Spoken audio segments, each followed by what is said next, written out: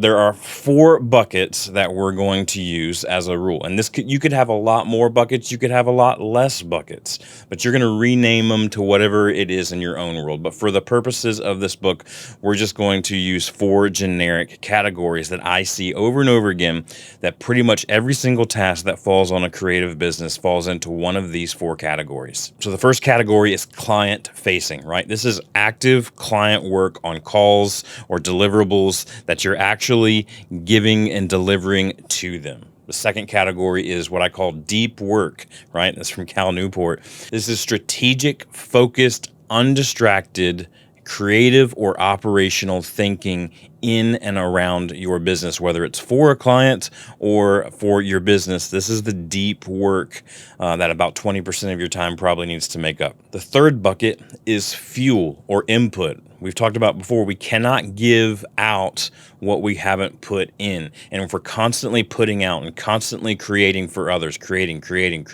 churning out work, but we're not refilling our tank, then we will burn out. And it doesn't matter at Cadence at that point, your business is going to burn out, your quality is going to suffer, all of those things are just going to go down over time. So what input or this fuel, what I call creative fuel, looks like is reading, right?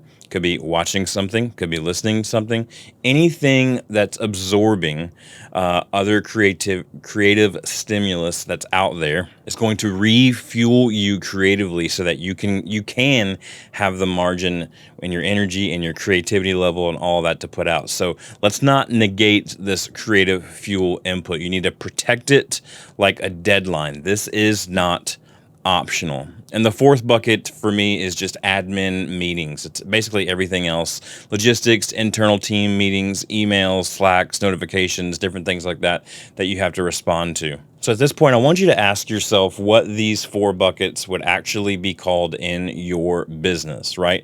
Quote unquote, production might deserve to be its own category separate from deep work. So let's split them up. As long as you don't end up with more than 5 to 6 categories, any more than that, then this cadence stops being usable. And I want to reemphasize one more time this category of fuel that doesn't get sacrificed when things get tight. It's easy for us to go, okay, well that I don't see that move the needle initially, so I'm just going to strike that. But I want to ask you, when's the last time that you protected time to just absorb, to read, to watch, to listen without having to produce anything?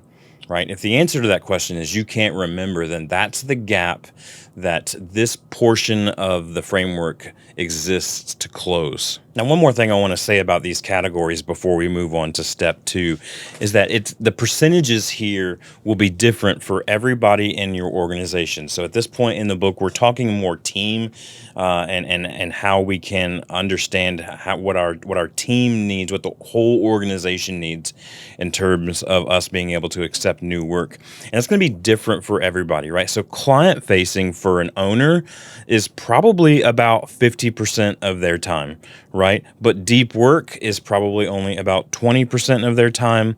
Creative fuel, I'm going to suggest it needs to be 20% of their time. And then admin meetings probably needs to be no more than 10% of their time. If you're the owner and you're leading your business, I think that's the way it should roughly break down. Let's say you're a video agency and you have an editor. Well, client facing is probably 0% because they're not doing a whole lot of the client facing stuff, but they are working on deliverables. So you could argue it could go into client facing or deep work. Either way, between those two categories, we're hitting about 70% of an editor's time in this video agency is going to be sitting in those deliverables and deep work categories. But we're going to protect 20% of their time for creative fuel and input. And I'll pause right there and say, well, I don't know if I want to pay people to just absorb creativity.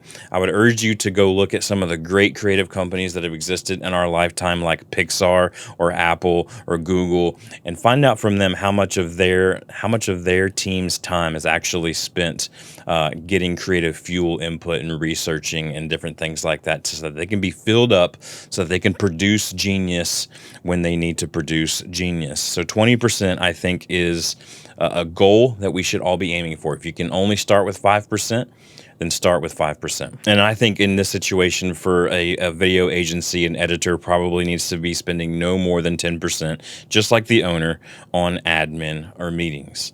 Now, let's say you have someone who's in charge of your operations, like we do at Chief Creative. I think about 25% of their time is going to be client facing. About 25% of their time is going to be in deep work.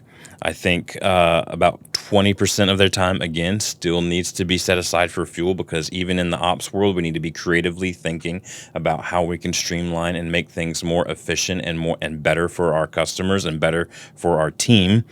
And then about 30% of their time, unfortunately for us, is going to be spent in admin and meetings. But that's what keeps the wheel moving, right? And that's what helps everybody else have a lower number there. So think about what those percentages might be for you. I'm going to stick pretty hard on the owner. Needs to be 50% client facing, 20% deep work, 20% fuel input, and 10% admin and meetings. But what does that look like for you and each person on your team? If you can start to number those percentages, then that'll give you a guiding principle or some guardrails as you begin to use these categories week in, week out.